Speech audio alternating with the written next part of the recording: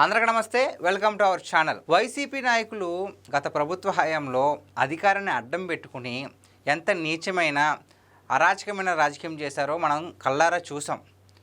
Rowdy రాజకీయం చేశారు నిజంగా చెప్పాలి అంటే.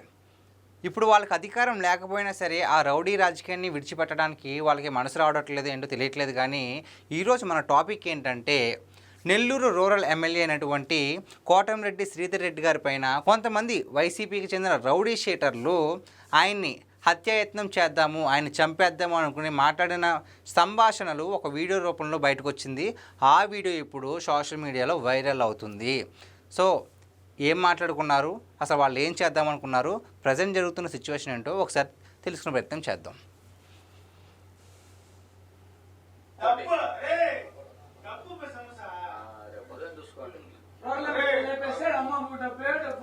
విన్నారండి?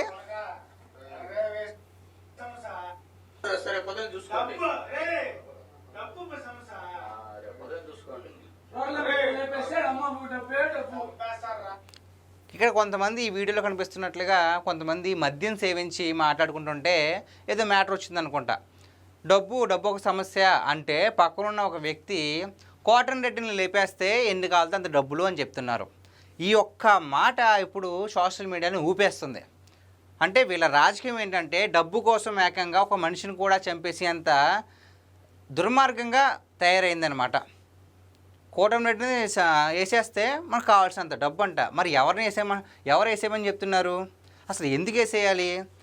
అసలు సమస్య ఏంటంటే కోటంరెడ్డి గారికి అలాగే ఈ వైసీపీ వాళ్ళకి అసలు సమస్య ఎక్కడ ఏర్పడింది అంటే, గతంలో ఈ కోటంరెడ్డి శ్రీధర్ రెడ్డి గారు వైసీపీలో ఉండేవారు. అక్కడ నెల్లూరులో ఎమ్మెల్యేగా గెలిచిన తర్వాత ఇంకా 16 నెలల అధికారం ఉన్నా సరే వైసీపీని కాదని ఆ పార్టీ నుంచి బయటకు వచ్చేసారు కోటంరెడ్డి శ్రీధర్ రెడ్డి గారు. అప్పటి నుంచి వైసీపీ నాయకుల్లో చాలామందికి ఈయనంటే పడదు. సో మరి ఇప్పుడు ఏమైందో తెలియదు, కానీ ప్రజెంట్ అయితే ఇప్పుడు టీడీపీకి సంబంధించిన ఎమ్మెల్యే కాబట్టి నెల్లూరులో. సో ఇప్పుడు కొంతమంది ఇలాగా ఈ విధంగా మద్యం సేవించి ఏ విధంగా ఎలా పడితే అలా మాట్లాడి, మరి ఈ వీడియో బయటకు వెళ్తే ఏమవుద్ది అనుకున్నారో కూడా ఆలోచించలేదేమో, కానీ వాళ్ళు ఇలా వీడియోలు తీసుకుని పైశాచిక ఆనందం పొందుతున్నారు. సో ఆయన బయటకు వచ్చేసిన తర్వాత కోటంరెడ్డి శ్రీధర్ రెడ్డి గారిని నెల్లూరులో బాస్ అని పిలుస్తారంట.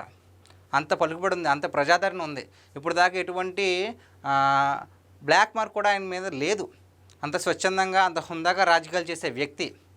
సో ఆయన్ని పార్టీ నుంచి బయటకు వచ్చేసిన తర్వాత మొన్నటిదాకా బొక్కలో ఉన్నారు కదా, ఎవరు, బోరగడ్డ అనిల్, ఆయన ఫోన్ చేసి బెదిరించినా సరే జంకకుండా అక్కడే ధైర్యంగా ఉన్న వ్యక్తి, మళ్ళీ టీడీపీలోంచి పోటీ చేసి మళ్ళీ గెలిచిన వ్యక్తిని వీళ్ళు ఈ విధంగా చేద్దామనుకుని బోర్లా పడ్డారు నిజంగా చెప్పాలంటే.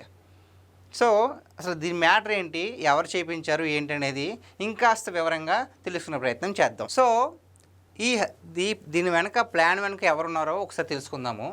ఈ హత్య ప్లాన్ వెనుక రౌడీ షీటర్లు జగదీష్, మహేష్, వినీత్, మరో ఇద్దరితో పాటు రౌడీ షీటర్ శ్రీకాంత్ ఉన్నట్లు తెలుస్తోంది.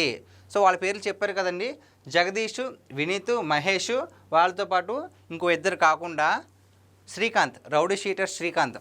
ఎవరైనా ఆలోచిస్తున్నారా? మొన్నటిదాకా బాగా హల్చల్ అయ్యారు కదా, లేడీ డాన్, నెల్లూరులో లేడీ డాన్ ఉంది, ఆవిడ పేరు అరుణ అని చెప్పేసి ఆవిడ ఇతను బయటకు తీసుకోవడానికి పెరువులు రప్పించడానికి చాలా ప్రయత్నాలు చేసింది, అధికారాన్ని కూడా శాసించింది, వైసీపీలో ఉన్నప్పుడు విచ్చలవిడిగా చేసింది అంటున్నారు కదా.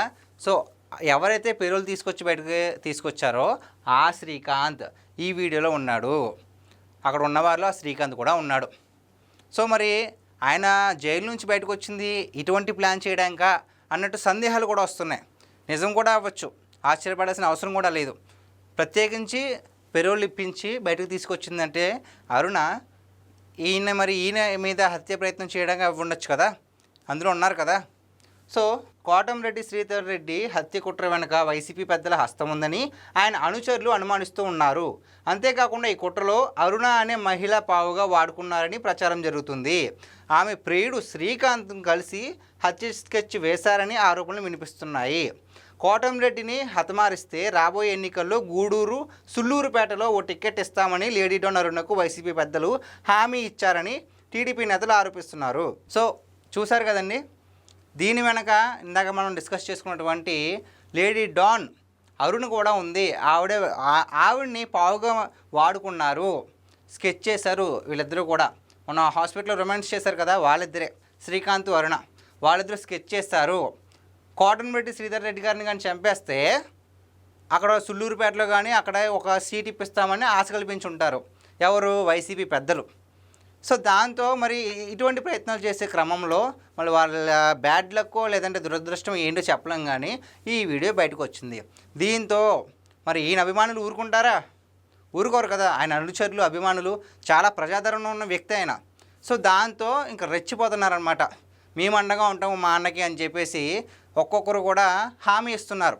పోలీసులపై కూడా ఒత్తిడి తీసుకొస్తున్నారు, మా అన్నకి ఇంకా సెక్యూరిటీని పెంచాలి అంటే. ఇప్పుడు దాకా ఆయన ఎటువంటి సెక్యూరిటీ లేకుండా, అంతకుముందు 2024 ఎన్నికలకు ముందు ఎటువంటి సెక్యూరిటీ లేకుండా బయటగా చాలా స్వేచ్ఛగా తిరిగేవారంట. కానీ ఎప్పుడైతే వైసీపీ నుంచి బయటకు వచ్చేసారో ఏకంగా సెక్యూరిటీని పెట్టుకుని వెళ్తున్నారంటే ఆయనకు ముందే తెలుస్తుంది కదా, సమాచారం వచ్చే ఉంటుంది కదా. సో దానివల్లే ఆయన ఆ విధంగా సెక్యూరిటీని పెట్టుకున్నారనే వాదన కూడా వినిపిస్తుంది. ఇప్పుడు మా అన్నకి ఇంకా సెక్యూరిటీని పెంచాలని చెప్పేసి కోటంరెడ్డి శ్రీధర్ రెడ్డి గారి అభిమానులు అనుచరులు కూడా పోలీసు వారిని ఒత్తిడి తీసుకొస్తున్నారు. సో ఈ ఒక్క ఇన్సిడెంట్ చాలండి, వైసీపీ వాళ్ళు ఎంత నీచమైన రాజకీయాలు చేస్తున్నారు. రాజారెడ్డి రాజ్యాంగం అంటారు కదా, నిజంగా ఇలాగే చంపేసుకున్న రాజ్యాంగం అనుకుంటా. జగన్మోహన్ రెడ్డి గారు అంటారు కదా ఇది ప్రజాస్వామ్యమేనా అని. మరి ఆయన దృష్టిలో ఇటువంటిదే ప్రజాస్వామ్యమా? అడ్డుగా వచ్చిన వాళ్ళు నరికేయడమేనా? అదేనా ప్రజాస్వామ్యం? ఇలాంటి చిల్లరగాళ్ళకి డబ్బులు ఇచ్చేసి ఉసుగొల్పేసి చంపించడం అదేనా రాజకీయం?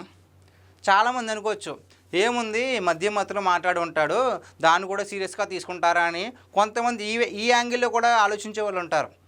అదే మద్యం మత్తులో నిజంగా చంపేస్తే ఎవరు బాధ్యులు? ఓకే, మీరు అన్నట్టుగా మద్యం మత్తులోనే మాట్లాడాడు. అదే మద్యం మత్తులో కోటంరెడ్డి శ్రీధర్ రెడ్డి గారిపై హత్యాయత్నం చేస్తే ఎవరు బాధ్యులు? కాబట్టి ఇలాంటి వాళ్ళపైన కఠిన చర్యలు తీసుకోవాలి, కూటమి ప్రభుత్వం గ్యారంటీగా తీసుకుంటుంది. సో గైస్, ఇది ఈరోజు మన వీడియో. ఈ వీడియో పైన మీ విలువైన అభిప్రాయాన్ని కామెంట్ రూపంలో తెలియజేయండి.